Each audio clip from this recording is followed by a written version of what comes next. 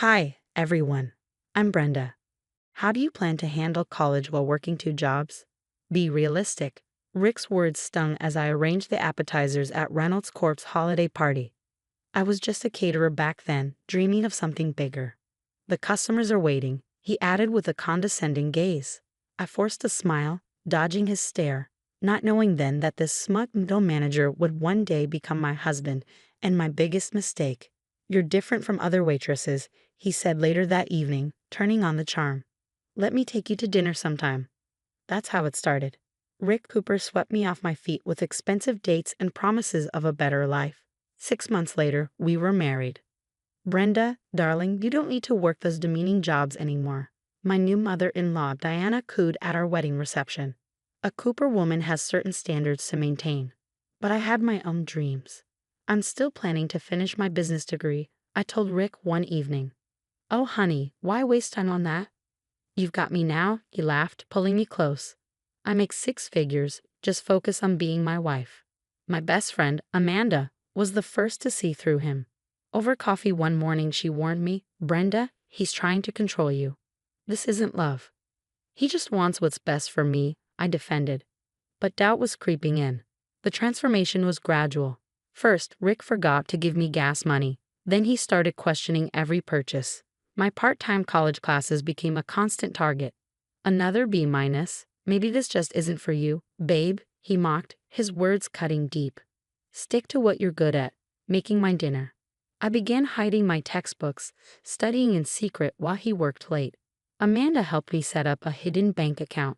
Your wife is still playing student, huh? I overheard Kevin, Rick's colleague, say one day, but there was something in Kevin's voice, a hint of concern. Maybe he didn't agree with Rick's sneer. Mrs. Cooper, Patricia from HR, found me crying in the restroom during another company event. If you ever need to talk. That evening, Diana dropped by unannounced. Darling, I heard you're still taking classes. Some women just aren't meant for the corporate world. Rick needs a proper wife.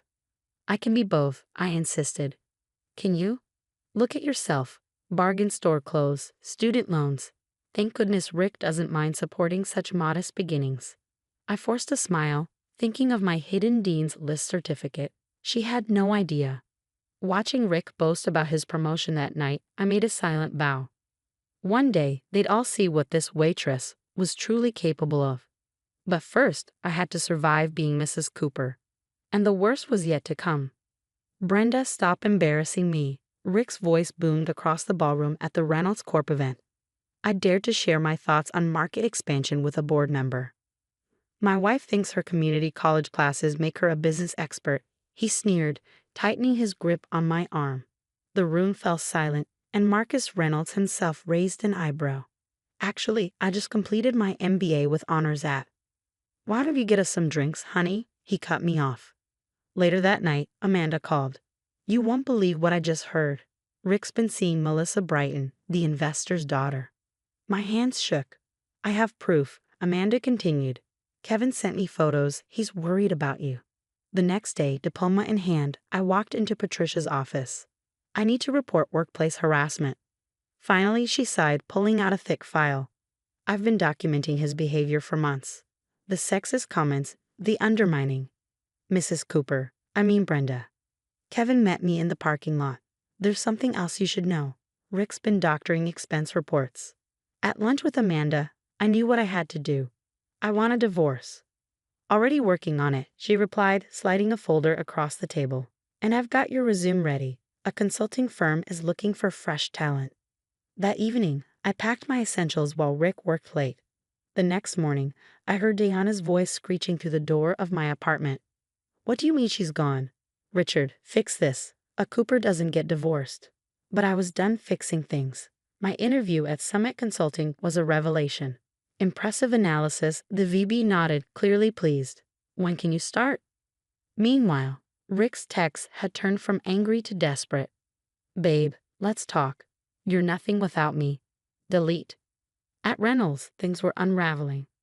You've got another harassment complaint, Patricia informed Rick in a meeting I heard about later. The board is concerned.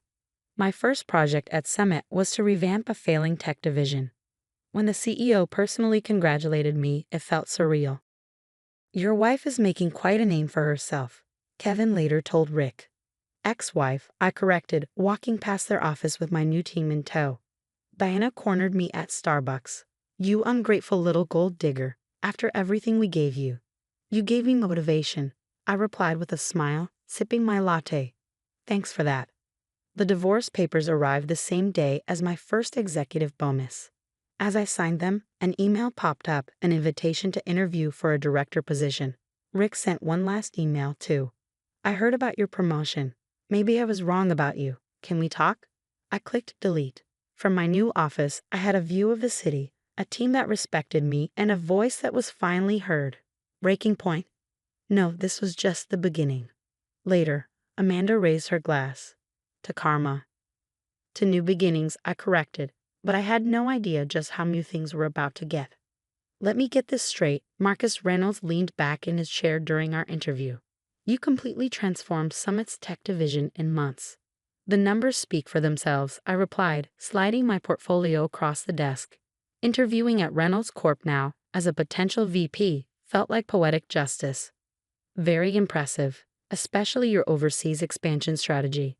A knock interrupted us. Rick burst in, freezing when he saw me. Cooper, we're in a meeting, Marcus frowned. I didn't know you were interviewing her. Your ex-wife's reputation precedes her. That'll be all. Outside, I heard Rick hissing into his phone. Mother, she's trying to get a VP position here. Do something. In the elevator, Kevin caught up with me. Watch your back, he warned. Rick's been meeting with competitors, sharing insider information.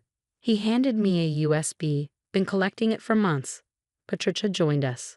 He's also been taking credit for his team's work. 3 complaints just this quarter. My phone buzzed with another message from Rick. Back off from Reynolds Corp or else. I finally replied, or else what? You think you're so smart? I made you. I can break you. I forwarded his threat to Patricia. At the next board meeting, Rick presented his innovative strategy. Interesting approach, Marcus nodded. Miss Mitchell, your thoughts? That's word for word my proposal from Summit last year. I have the copyright documentation. Rick's face went white. Later, Marcus called me into his office. I'm retiring next month. The board needs someone who can spot theft and manipulation a mile away. Are you sane? We want you as CEO, he confirmed. Though your ex-husband might have an issue with that. Rick's issues stopped being my concern 2 years ago. The next day, Diana stormed into my new office. You conniving little witch. First you humiliate our family, and now this. Security, I pressed my intercom. Please escort Mrs. Cooper out. This isn't over, she screeched. Actually, it is. Kevin appeared with more files. Rick's been embezzling company funds for years. The evidence is irrefutable. The board meeting was scheduled for tomorrow. Rick had no idea his career at Reynolds Corp was about to end. He thought he'd broken me when I was serving appetizers at company parties. But instead, he'd given me an up-close view of everything that needed to change. My phone buzzed one last time. Brenda, please, we need to talk. I know I made mistakes. I switched off my phone and reviewed the termination papers on my desk. Tomorrow would be interesting. Ladies and gentlemen of the board. Marcus's voice echoed through the boardroom. Please welcome your new CEO, Brenda Mitchell. This is ridiculous. Rick shot up from his seat. She was a waitress. She served us drinks in this very room, and now she's supposed to be CEO. She'll be serving you your termination papers, Marcus replied coolly. Security, please stay close. I took my place at the head of the table. As my first act as CEO, I'm announcing a full audit of all financial activities from the past 5 years. Rick's face turned ashen. You can't do this, he whispered. Oh really? Watch me. Kevin stepped forward, laying out documents.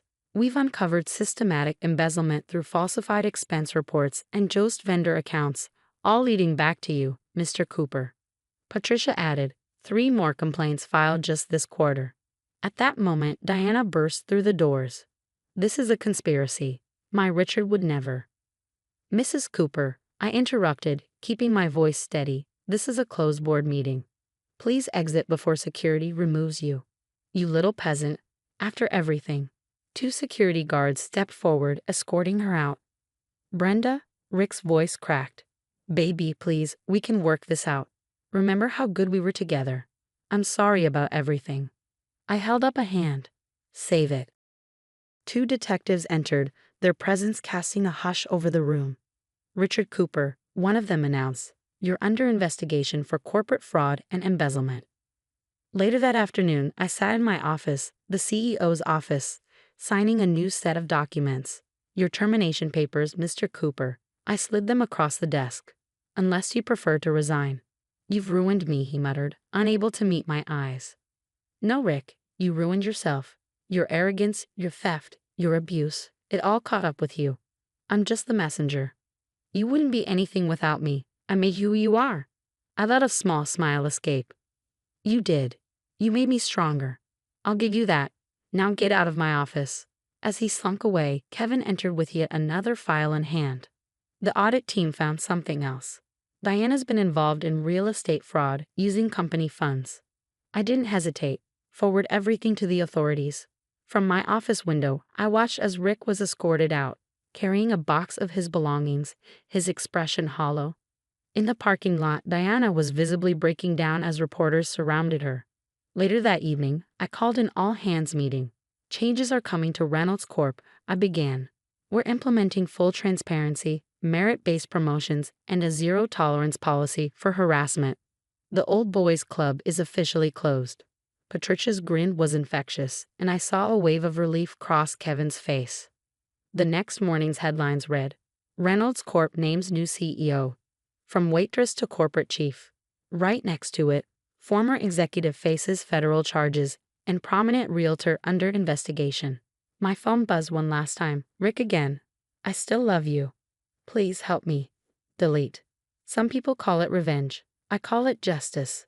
So, what would you do if your ex tried to apologize and beg for help after years of mocking and manipulating you? Would you show mercy, or would you do exactly what I did and press delete? Share your thoughts in the comments below.